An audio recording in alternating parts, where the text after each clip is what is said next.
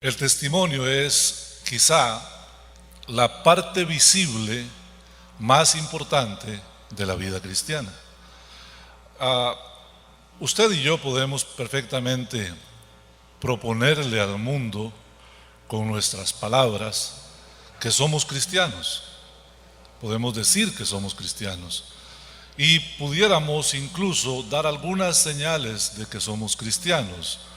Pudiéramos tener apariencia de piedad, como estudiábamos el jueves, y aún así no ser cristianos, porque aparentar, cualquier ser humano puede aparentar.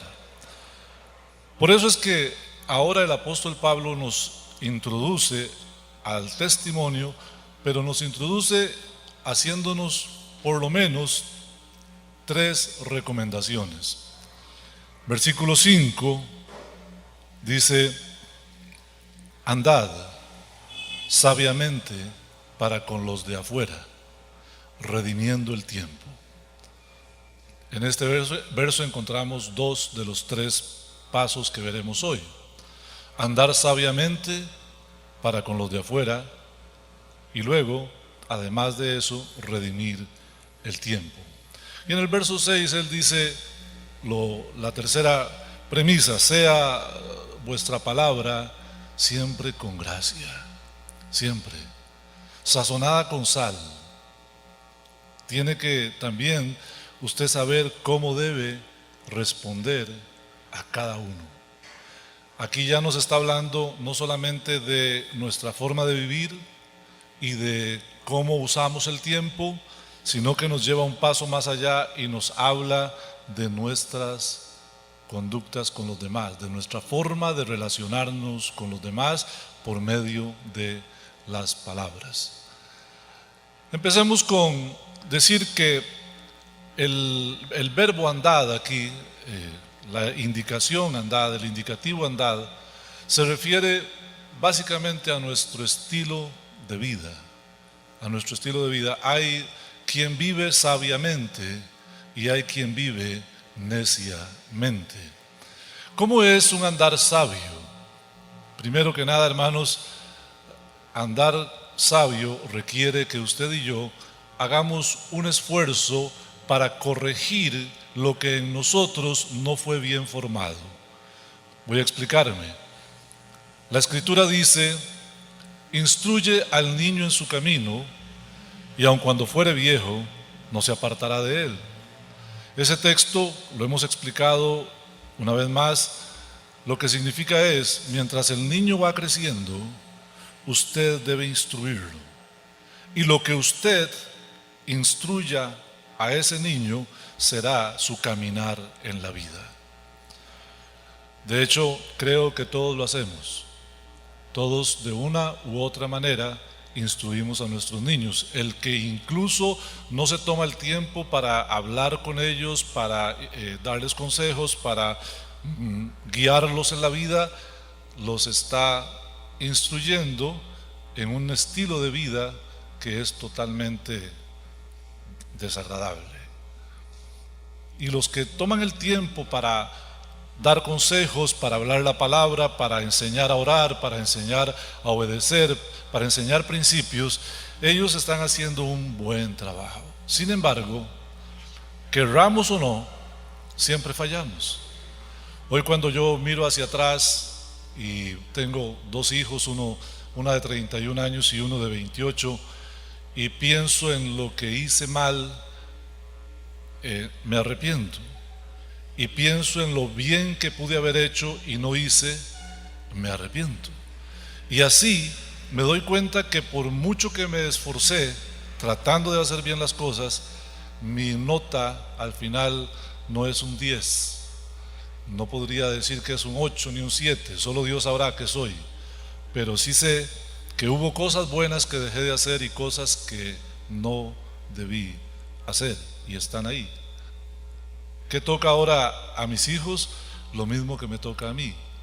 Mi madre se esforzó para formarme, pero hubo bienes que no me hizo y cosas que no eran tan buenas que sí hizo, y todo eso se quedó conmigo. Entonces, ¿qué es lo que yo debo hacer? Debo aprender a vivir sabiamente.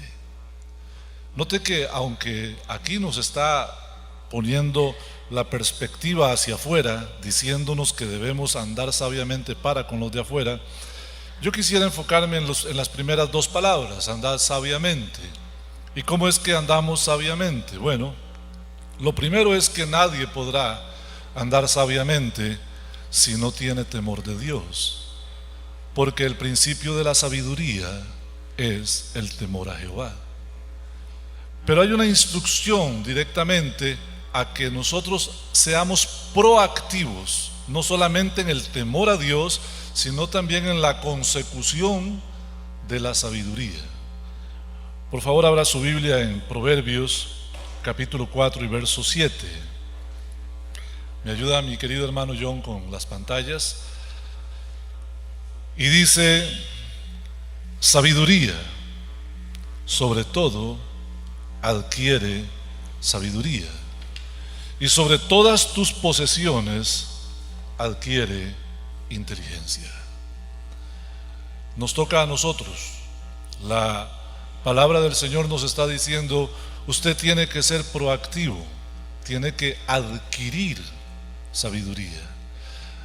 Adquiera sobre cualquier posesión suya inteligencia. En este mundo tan materialista, los seres humanos se esfuerzan mucho por conseguir cosas que perecen, que se acabarán. Sin embargo, hermanos, la palabra del Señor nos dice: sabiduría es lo importante. Y cuando dice adquiere, está diciendo: usted tiene que hacer un esfuerzo intencionado para adquirir la sabiduría. Quiere decir que también la sabiduría se adquiere. Es posible conseguirla, pero la única forma en que usted y yo podemos conseguir sabiduría es acercándonos a Dios, porque el principio de la sabiduría es el temor al Señor. Dije al principio que la parte visible más importante de nuestra vida cristiana es el testimonio. Sin embargo, todos los cristianos sabemos, o por lo menos deberíamos saber, que hay 4 cosas que hace un cristiano: lee su Biblia, ora, cuida su testimonio y se congrega. De las 4, 3 tienen que ver con adquirir sabiduría. Adquiere sabiduría cuando oras y la pides a Dios, como dice el libro de Hebreos: si alguno tiene falta de sabiduría, pídala a Dios, el cual da a todos abundantemente y sin reproche. Pero pida con fe, no dudando que Dios se la va a dar, porque el que duda es como una onda del mar que es echada por el viento de aquí para allá. No piense el que pide con dudas que recibirá algo del Señor. Pero si pide con fe, Dios le dará sabiduría. Entonces, de las 4 cosas que hace un cristiano, la oración es vital para adquirir la sabiduría. La segunda cosa que hace un cristiano es leer la Biblia, y ahí está la sabiduría. El apóstol Pablo le dice a Timoteo: escudriñad las Escrituras. Toda la Escritura es inspirada por Dios y útil para enseñar, para instruir, para redarguir, para corregir en justicia. Si usted quiere sabiduría, la va a encontrar en las Sagradas Escrituras. Es tan rico que usted puede estar leyendo perfectamente, como hemos estado leyendo en estos días, los libros históricos.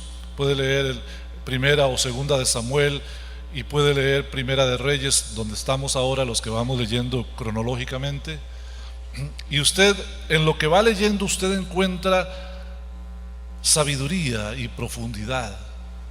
Conoce a Dios y sus pensamientos, conoce a Dios y su actuar, conoce a Dios y los propósitos que Él tiene para con su pueblo.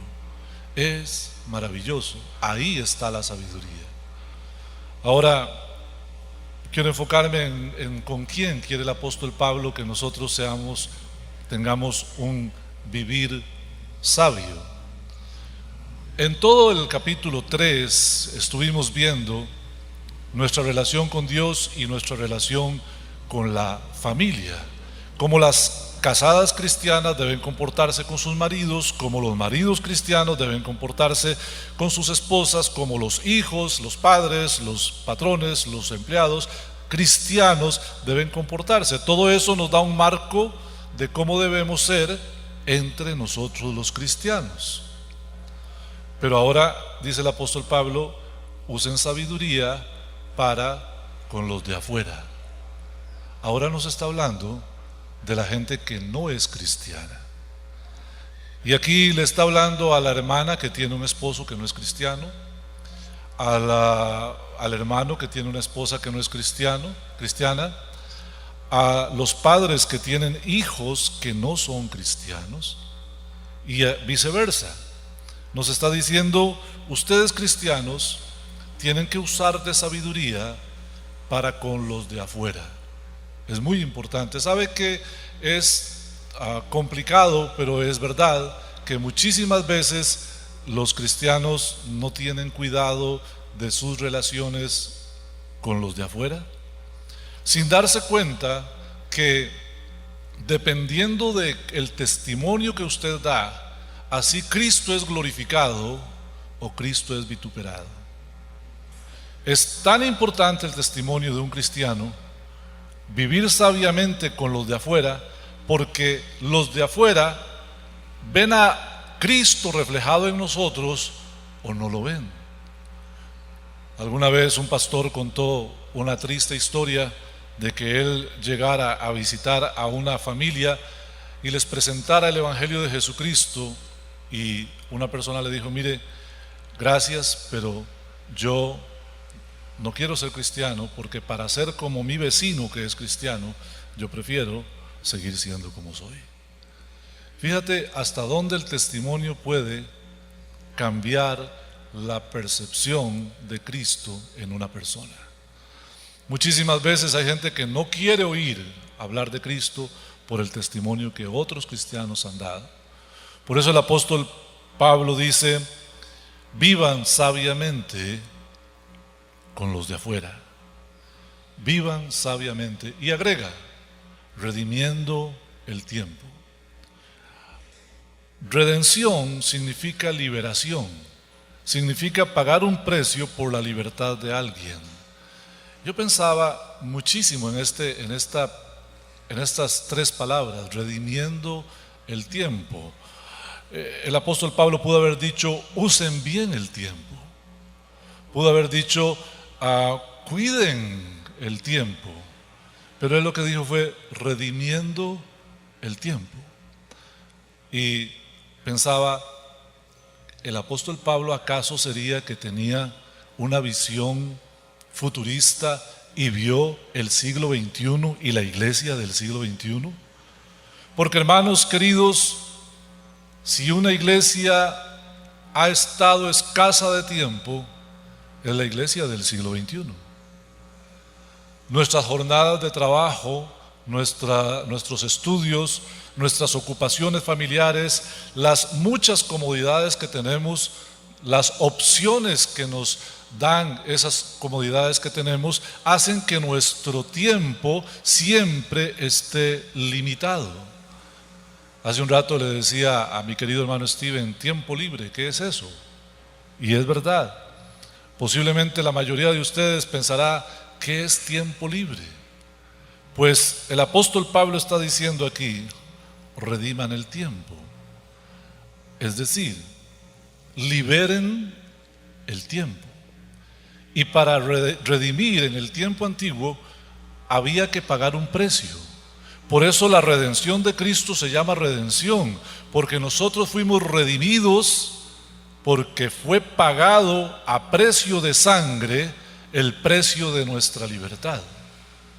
Somos libres en Cristo porque Él derramó su sangre por nosotros, y esa sangre era el precio que había que pagar por nuestra redención.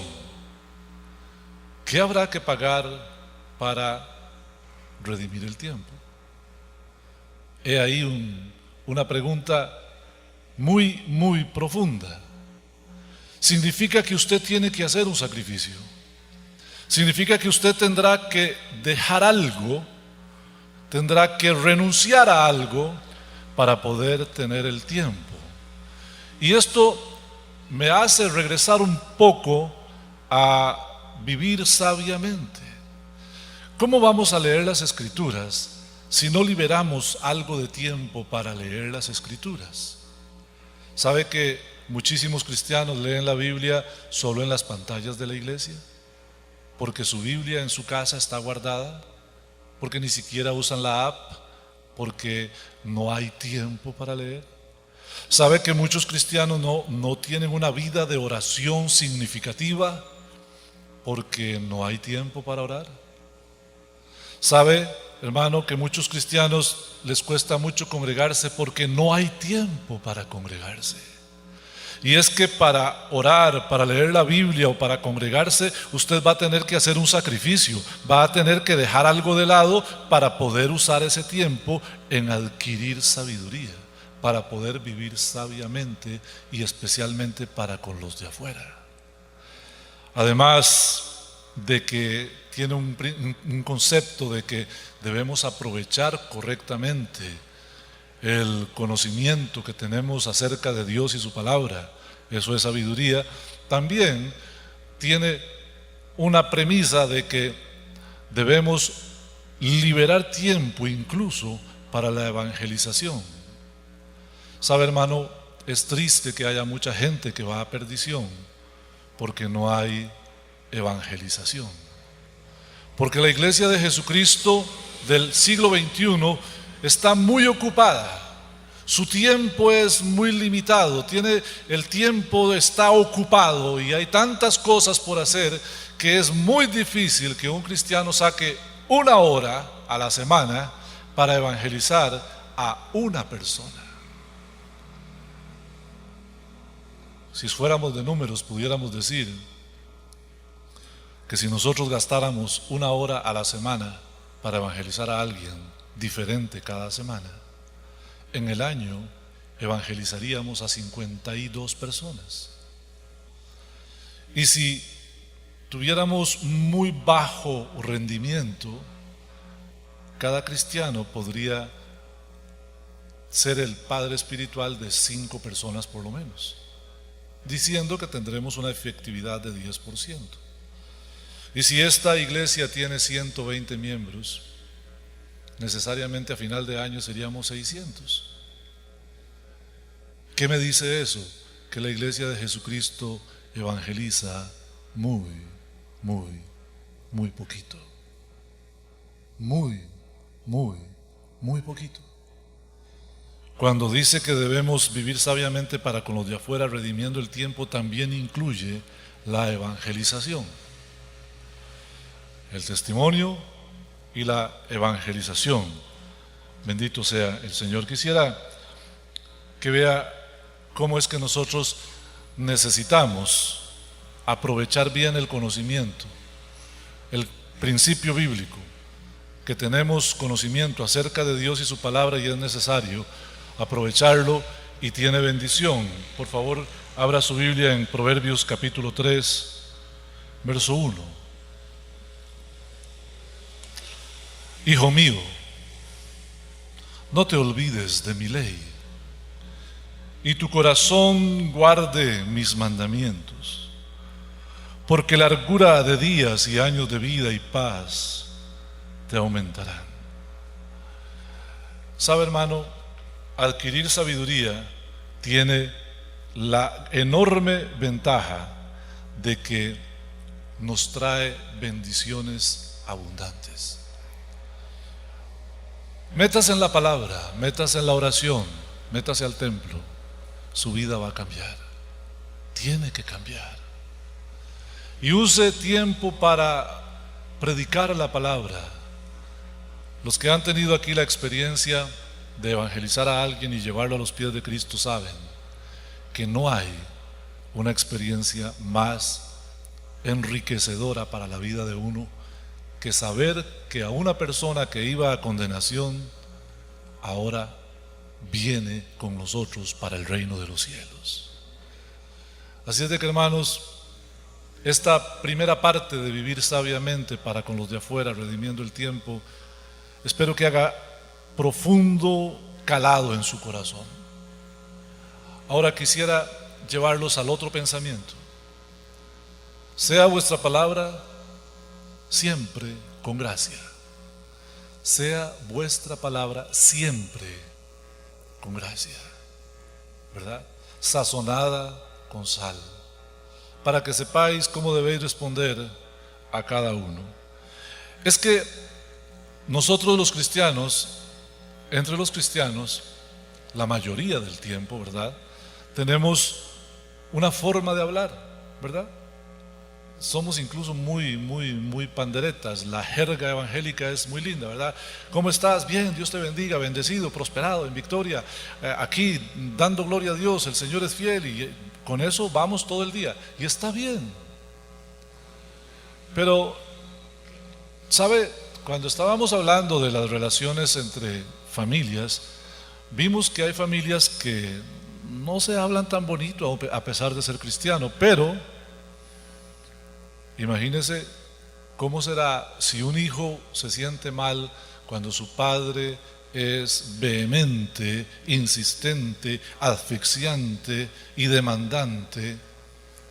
El niño es cristiano y el papá también. ¿Cómo será si el muchacho no es cristiano? Por eso es que aquí volvemos al concepto de vivir sabiamente para con los de afuera. Tiene que ver con nuestro lenguaje, el lenguaje que usamos para cualquiera, incluso que no es cristiano. Dice que nuestra palabra debe ser siempre con gracia. Eso significa que debe ser amable, debe ser agradable. Ahora, ¿cuándo es que las palabras no son agradables? Cuando en el corazón hay amargura. Y usted dirá, ¿es posible que en el corazón de un cristiano haya amargura? Claro, la Biblia dice, tengan cuidado, no sea que brotando alguna raíz de amargura, alguno deje de alcanzar la gracia. Hermanos amados, la raíz de amargura o la amargura es un peligro inminente en el corazón de los cristianos. El cristiano que se descuida puede llegar a estar amargado. Y aquí, aunque yo quisiera que nadie me conteste, por favor, yo creo que posiblemente muchos de ustedes conocen a alguno que, llamándose cristiano, está amargado. Gracias por no decir amén. Por eso la Escritura dice, Marito, compórtese, también dice eso la Escritura.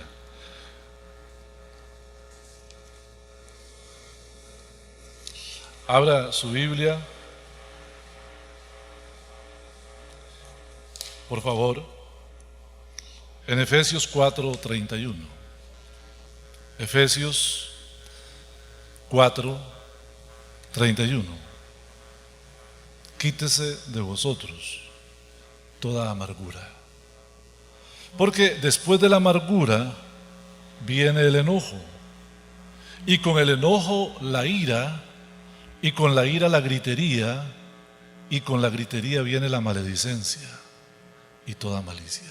Sé que el texto no lo dice así, pero lo puedes leer así. Es una progresión. Quítese de vosotros toda amargura, enojo, ira, ¿verdad? Gritería y maledicencia y toda malicia. Una cosa lleva a la otra y a la otra y a la otra. Y cuando somos cristianos, esto perjudica el testimonio. Sigue diciendo, antes sed benignos unos con otros, misericordiosos, perdonándoos unos a otros como Dios os perdonó a vosotros en Cristo. Hermanos queridos, hermanas amadas, sabe, hay que limpiar el corazón de amargura. ¿Cómo lo logramos? Con oración, con palabra, con congregarnos.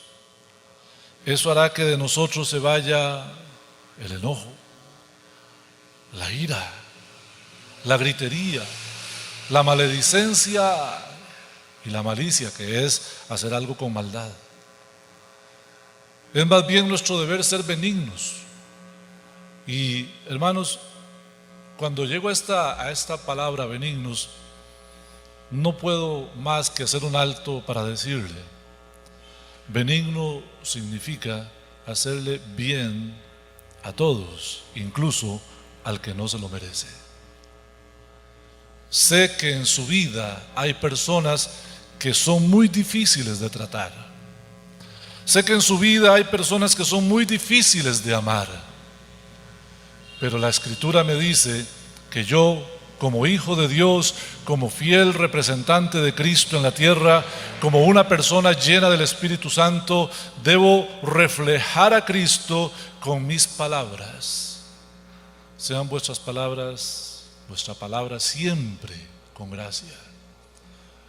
Pastor, no tengo derecho a decir algo. Aquí dice que tu palabra debe ser, ¿cuándo? ¿Con gracia? Siempre. No te permitas licencias poéticas y literarias, o más bien folclóricas. No te las permitas. No dejes que de tu boca salgan palabras que afecten el testimonio de Cristo y puedan desanimar a otro y decir, pero no es que esta persona es cristiana. Además, no solamente debe ser con gracia, también debe ser sazonada con sal. Una alusión a la sal está en Mateo capítulo 5, cuando Jesús dijo, vosotros sois la sal de la tierra. Significa que al igual que somos luz en las tinieblas, somos sal de la tierra. Lo que está hablando es su testimonio evangeliza. Sus palabras ayudan a otros a acercarse a Cristo. Sazonadas con sal significa que usted debe llegar a las necesidades de la persona, tanto emocionales como espirituales, con las palabras que usted diga. Fíjese qué gran responsabilidad tiene el cristiano con su testimonio. Es una responsabilidad magnífica, abrumadora, imponente. Y por último, creo que el Señor nos exhorta a que tengamos en cuenta la diversidad de las personalidades humanas. En esto fallamos todos. La mayoría de las veces, cuando emitimos un criterio o cuando nos formamos un criterio de algo, de la actitud de alguien, es porque lo juzgamos partiendo de la premisa de que todos en el mundo deberían pensar igual que yo. Y ahí es donde nos equivocamos. Ahí es donde los esposos se equivocan porque piensan que su esposa debe pensar como ellos, porque si no piensa como ellos está mal. Y la esposa igual, la esposa dice, pero ¿cómo es posible que usted no lo entienda? Y lo que está tratando de decir es que no lo entienda como yo lo estoy entendiendo. Igual con los hijos, igual con todos.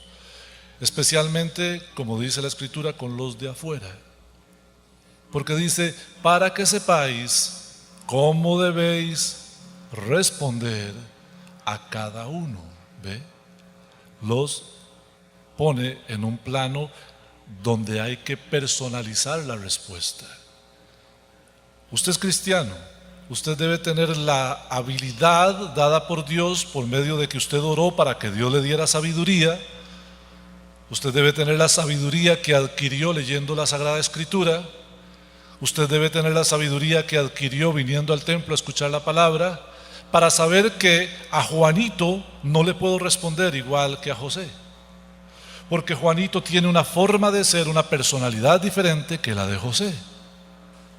Y si yo le respondo a Juanito igual que a José, voy a provocar con una misma respuesta dos reacciones diferentes, porque son diferentes. Por eso, queridos hermanos, también parte de ser sabio, de vivir sabiamente, es identificar cuál es la mejor respuesta para cada persona en particular. Todo esto, hermanos, requiere esfuerzo.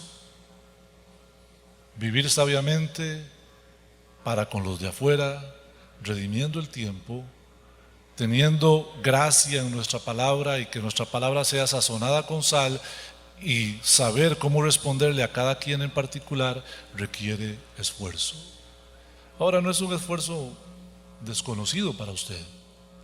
A esto se llega mediante la oración, mediante las Sagradas Escrituras y mediante hacer expuesto a los diferentes ministerios que hay en la iglesia para ser formados y aprender.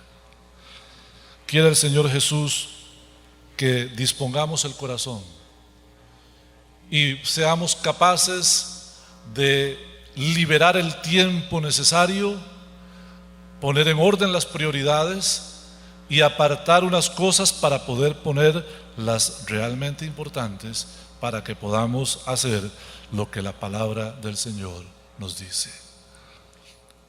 Incline su rostro y vamos a orar. Señor, gracias por tu misericordia. Ciertamente, Señor, necesitamos vivir sabiamente para con los de afuera, para que Cristo sea glorificado y no vituperado, para que Cristo sea aceptado y no rechazado, para que la iglesia sea apreciada y no menospreciada, para que la fe sea valorada y no pisoteada. Ayúdanos, Señor, para que podamos hacer los ajustes necesarios en nuestra conducta, para que cuidemos nuestro testimonio. Te ruego que lleves con bien a mis hermanos, cada uno a su lugar, según tu misericordia, Señor, por Cristo Jesús. Amén.